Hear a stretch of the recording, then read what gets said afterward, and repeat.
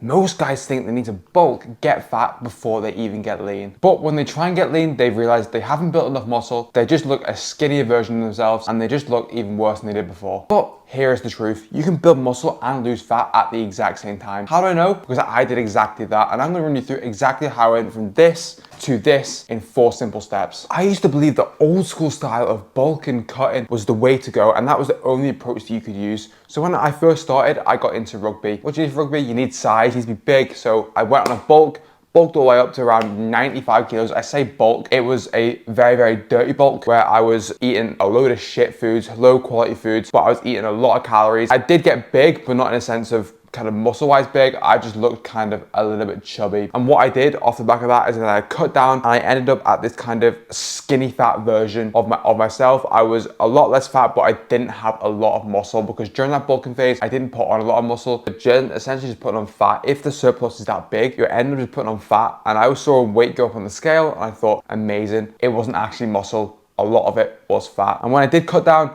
I got down to around 83 kilos, but I was just a skinnier version of, and I still had a little bit of fat there with not a lot of muscle. And that is the position that 9 out of 10 people come into me, where they haven't got a lot of muscle, but they've got a little bit of fat to lose and they've no idea what to do. Should they bulk or should they cut? And this is where a lot of people go wrong, because if you go straight into a bulk and try and gain a load of weight, you're gonna put a load of fat, and you've already got fat on you already. So that's just gonna become even worse in terms of kind of your body composition and the way you feel about yourself. If you cut down, depending on where you're at, if you cut down and you haven't got a lot of fat, but you also haven't got a lot of muscle, so you just become a skinnier version of yourself. There's a couple ways you can do it. If you do have quite a lot of fat to lose and you've got not a lot of muscle, the first point of call would be to drop down calories and drop down fat, and you would look to lose it until you can get to around 12-13% body fat. That's where the ideal kind of range is. But if you're already sitting at around 14-15% body fat, then you haven't really got that much to lose.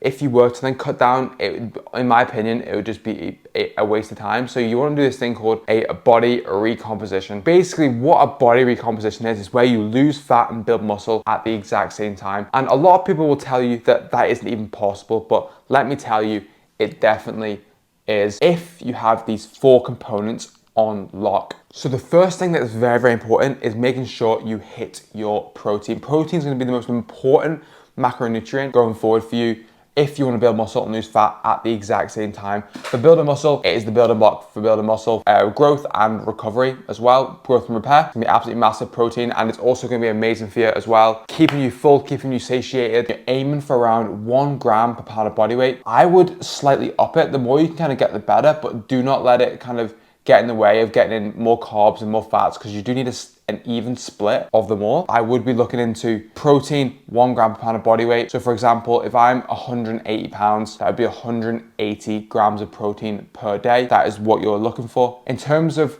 kind of calories, you want to be at maintenance calories or maybe just slightly above. Now, I know that sounds kind of a very counterproductive, being a calorie surplus to lose fat, but you're in a very, very weird position, especially if you're in your first couple of years in the gym. You're going to be sitting in around maintenance, and that's going to give you enough calories to actually start growing muscle, because when you actually go into a deficit and you start chipping away at the calories and going lower and lower and lower and lower, you're basically not giving your body enough fuel that it needs to actually build the muscle. So you're not going to build muscle as quick, but you still can build muscle in that little bit of a calorie deficit. It's definitely possible if you're progressing in the gym, if you're hitting your protein target, and especially if you're in your first 1 to 2, maybe even 3 years of lifting, it is 100% possible. But if you sit around maintenance, you're able to kind of put on the muscle, lose fat at the exact same time. Now moving on to kind of the training side of things, progressive overload is going to be your best friend. So progressive overload is when you lift more weight, do more reps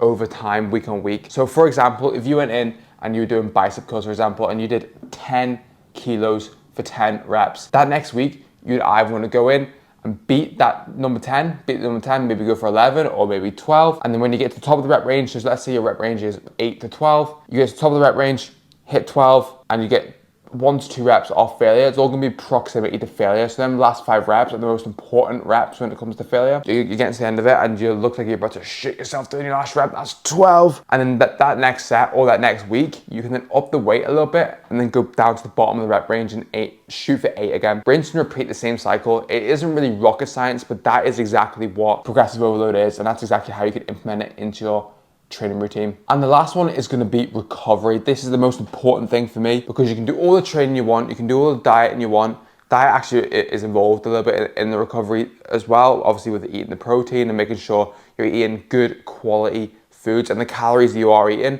are decent quality calories.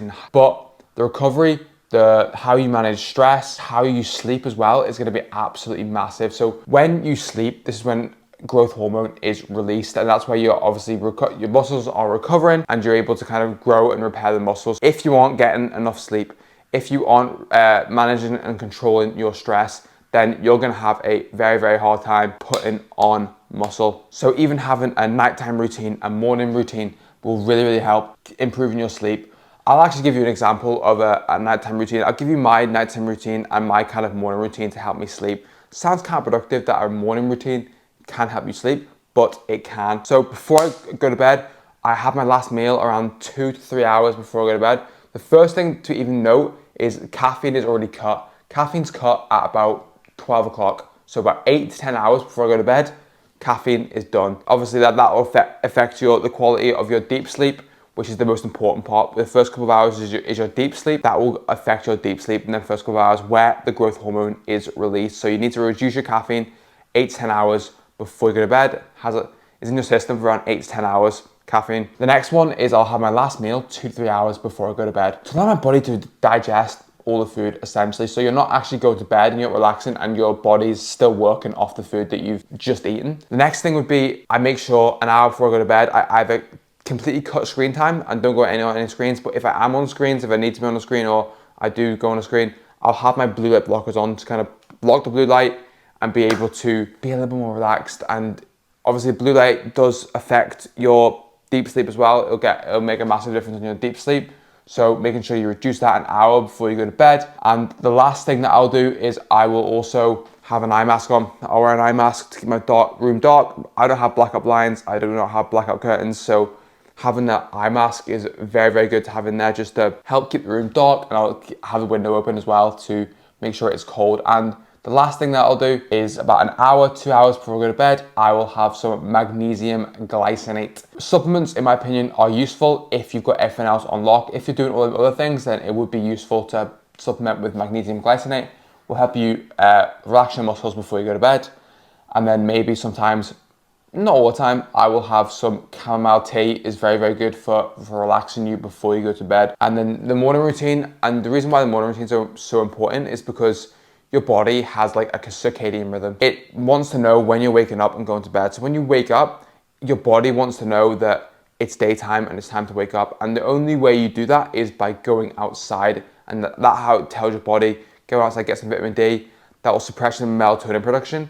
So that means you're not feeling as tired and you'll feel awake, but then it sets that clock for when you do go to bed and it's nighttime and your melatonin will rise naturally. So you're feeling tired and you're feeling like not as alert when going to bed, which is exactly what you want. Have all the energy during the day and then calm down when it comes to the nighttime. That's the most important part. Going out 10, 15 minutes. And the most common mistakes that people seem to make is one, they'll just starve themselves and they end up on 1,400 calories, can't build any muscle. They then get to a point where they've crashed their hormones. The hormones are absolutely in the bin because they haven't actually got the muscle to obviously have that higher calories. They need to be on lower calories and they're eating 20, 30 grams of fat a day. Their hormone regulation is in the bin. So they end up starving themselves and putting themselves in a really bad position where they need a reverse diet to kind of get out of that. Whether they lose a little bit of weight to start off with, but then they get to a point where they're just kind of, they've got a little bit of fat to lose, but then they have to either do one or two things. They have to either shoot and just kind of go, right, I'm going through this and I'm going to put myself in a hole and just dig myself out of it, or they rebuild their calories back up to be able to then go again. I like to kind of think of it as like pulling an elastic band. So you pull an elastic band, pull, pull, pull, pull. At some point, it's going to snap. That's the exact same when it comes to people that starve themselves in a deficit. It's going to get to a certain point where your calories are low, low, low, low, low. You're pulling that band, and then you snap overeat, you binge eat, and then you get into that kind of cycle where it happens maybe every couple of days or every couple of weeks, and that is where you're in a very, very bad spot. So I think that's the most common mistake that I think people make. And the next one is something that a lot of people don't do. They'll just turn up to the gym, they'll just eat, and they'll not actually track what is kind of going on. They won't kind of weigh themselves every day, they won't track their lifts in the gym. You're going to the gym, you're doing this thing, you may as well put 100% effort into it. So what I would be looking into is every morning I'd be weighing yourself, and I'd be looking at your average weight across the week. I'm looking at your average weight across the week and then make adjustments off the back of that. And for the gym stuff, honestly, I'd use the app Rep Count, which is very, very good. Track all your lifts so you know exactly what you're going into next week. I couldn't even tell you what I was doing yesterday, but if I have got it written down, I know exactly what I'm doing when I'm going into the next set. So I'm making sure I'm not leaving my results down to chance. So yes, you can build muscle and lose fat at the exact same time. If you follow that exact kind of routine that I've just gone through there, then comment or DM me the word guide, and I'll send you across my recomp guide that all my clients have used to go from this to this, from this to this, and what I used to go from this to this. Click like, click subscribe, because I want to help as many people as possible. Hope you have an absolute belter of a day, my friend, and I'll speak to you soon. Have a good one.